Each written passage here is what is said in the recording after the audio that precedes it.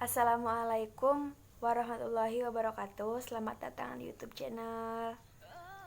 Bagi yang belum tahu, perkenalkan, nama saya Nisa Aprilia Supriyatin dari kelas 11 RPL 2. Saya di sini akan membuat video atau mempresentasikan mengenai diagram hierarki basis data. Ini adalah tugas dari pelajaran basis data. Nah, jangan lupa like, komen, dan subscribe ya, dan nyalain loncengnya. Dan untuk tahu info selanjutnya, silakan check it out. Nah, pertama saya akan menjelaskan terlebih dahulu apa itu struktur ataupun diagram.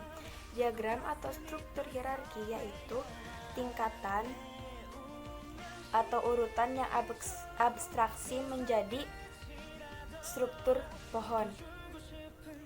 Hierarki ini membentuk beberapa aturan yang berdasarkan peringkat atau khusus.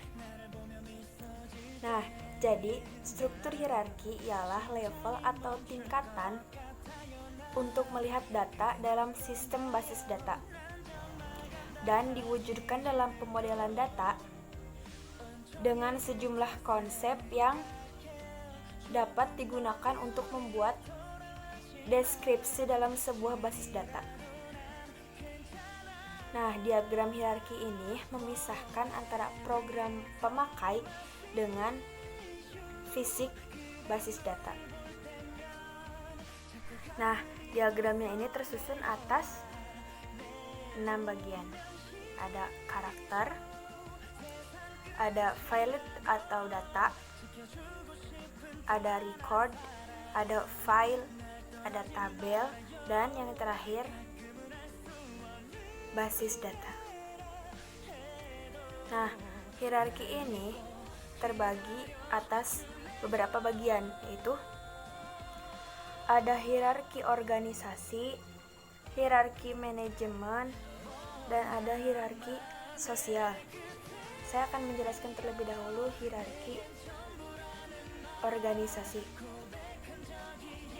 Jadi, hierarki organisasi ini yaitu proses penyusunan elemen-elemen meliputi kelompok-kelompok elemen yang bersifat homogen. Nah, yang selanjutnya yaitu hierarki manajemen. Hierarki manajemen itu hierarki struktur yang menguraikan sebuah masalah menjadi bagian-bagian yang menurut besar dan cirinya mempunyai jumlah, bentuk, ukuran, warna, dan lain-lain. Selanjutnya yaitu hierarki sosial. Hierarki sosial ini yaitu hierarki yang berpatokan pada taatan, peringkat, otoritas, prestise, dan lain-lain. Sebuah data harus tersusun secara baik dan teratur agar pada saat pengolahan data dapat dilakukan dengan efisien dan baik. Nah, organisasi data ini ada 6. Apa saja? Yaitu ada bit, byte, BYTE, ada file, record, ada file, dan yang terakhir database. Nah, pertama saya akan menjelaskan terlebih dahulu organisasi data yang pertama, yaitu bit. Bit yaitu suatu sistem yang angka binarnya terdiri dari 2 macam, yaitu 1 dan 0. Nah, sistem pada angka biner ini juga bisa digunakan untuk berkomunikasi. Berkomunikasi antara mesin komputer dengan manusia.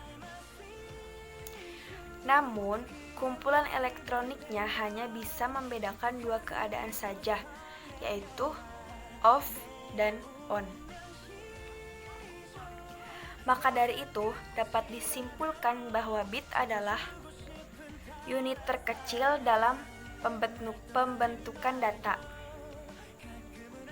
Nah, setelah bit, selanjutnya ada byte, B-Y-T-E. Nah, byte ini adalah bagian terkecil yang bisa dialamatkan dalam sebuah memori. Byte ini merupakan sekumpulan dari bit yang manual dan terdiri dari 8 kombinasi bit. Satu dari byte tersebut digunakan untuk kode salah satu karakter pada memori. Contohnya kode ASCII untuk C yaitu 10, 10, 10, dan 10.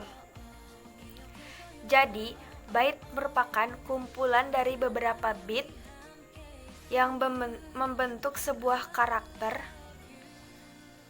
dan membentuk satu kata. Nah, setelah byte selanjutnya ada file, F-I-E-L-D.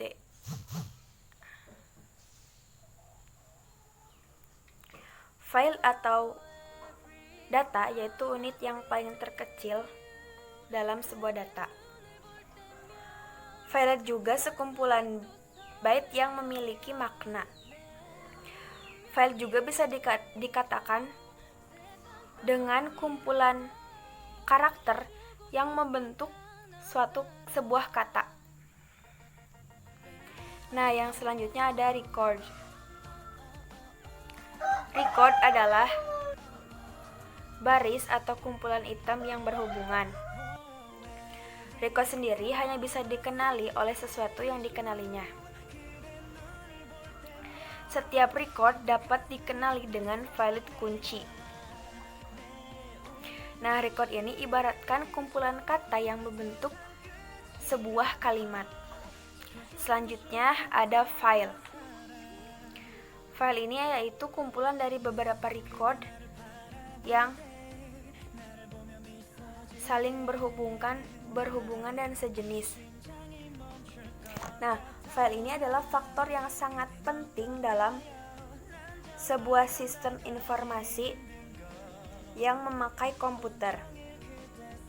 Jadi, file atau tabel ini ialah kumpulan record atau baris yang membentuk sebuah tabel. Nah, yang terakhir yaitu database.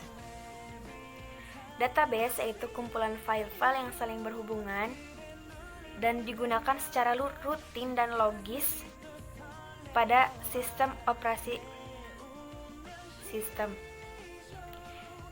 Database ini umumnya memiliki elemen-elemen data yang disusun berdasarkan struktur atau skema tertentu yang disimpan pada hardware atau perangkat keras dan software pada komputer untuk mengubah data sesuai kegunaan tertentu.